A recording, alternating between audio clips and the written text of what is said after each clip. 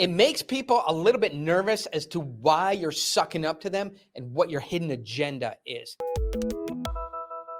Welcome, everybody. I'm so excited to have you on this call today.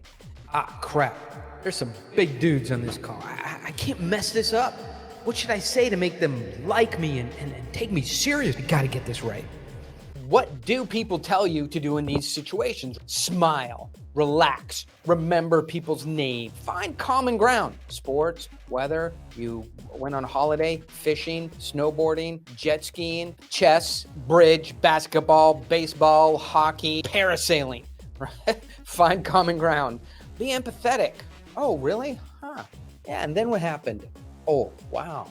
That's so interesting. No, mirroring and matching. By the way, this mirroring and matching stuff, I want to let you know if you're in sales, that may work. I don't know, you sell SaaS software, it's $99 or $9,000 a year or whatever. But when you become a deal maker and you try and mirror and match somebody,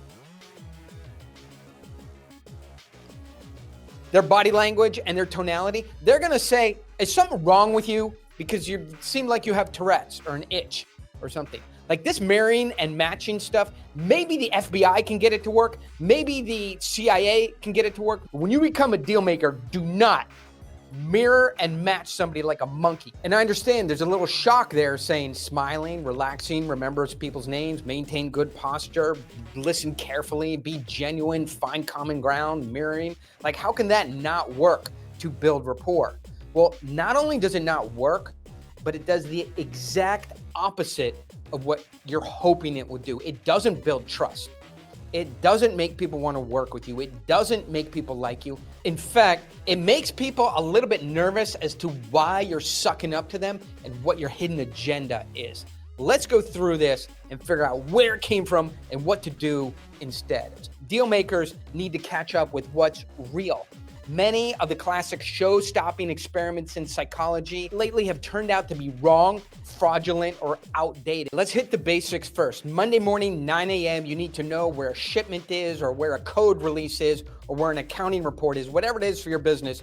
You call up your COO or whoever's in operations and you say, hey, I thought the code release was gonna be on my desk. I didn't see it this morning. Where is it? You're not looking for rapport in that phone call. Why? Because you already have trust. Trust exists. You guys have a common language to communicate in.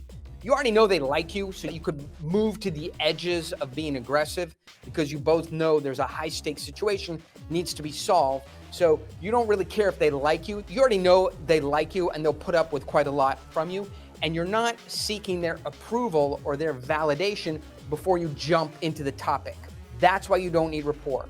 So when you get on a call, a meeting, a sales call, and you don't know the person that well, and you start down the road of rapport, being nice and looking for common ground. Hey, good to meet you. Been wanting to talk to you guys for a while, really excited to learn about your problems and see if our solutions match. What did you guys do this weekend? It was a big football game. Did you guys fans? Why are you doing that? You're looking for trust. You're looking to establish a common language on something. You're looking to warm up the call, and you're looking for approval or proof that they're paying attention to you.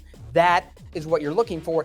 That's what rapport does. All this pop psychology about smiling and relaxing, remember people's names, maintain a good posture, listen carefully and attentively, find common ground. Not that these are bad, but these aren't giving you trust, which is what you want. They're not giving you the common language, which is what you want. So let's start to get rid of these things because they're not driving someone to trust you. In fact, they're a little bit creepy and making someone nervous that you have a hidden agenda, as I said before. But what do we do instead? Let's go through that specifically. When I get on a call with a key decision maker, a CEO type, this is how I do rapport. Just communicate. Hey, this is not a self-serving call for me. I'm investing my valuable time as an expert trying to help you solve your problems. The second thing is to establish a common language. Speak the way that people speak inside their industry as if you are on that Monday morning call to the COO. What is the language? What are the topics? What are the terms of art? What are the key issues? What do they need to address for the week? Very quickly, take a look at this race car here that my son races. when it's not working, lots of people will come up and they will try and be helpful to get it started. You go, hey, I think you turn that thingy there and turn it to the left. Try to hit that button again and see if it starts. Well, really, that thingy is a fuel air mixture valve to help the carburetor run lean when the gas to oil ratio is below 60-1 in terms of the MS98L fuel they make you use in the SCUSA races in Southern California. So no, it's not a thingy. There's specific language around things. People want to know that you know the specific language in their industry so they can begin to trust you. That's the status tip-off. Here's the secret. Rapport looks only like one thing. It looks like internal communication that companies have with each other on Monday morning at 9 o'clock. That's what rapport is.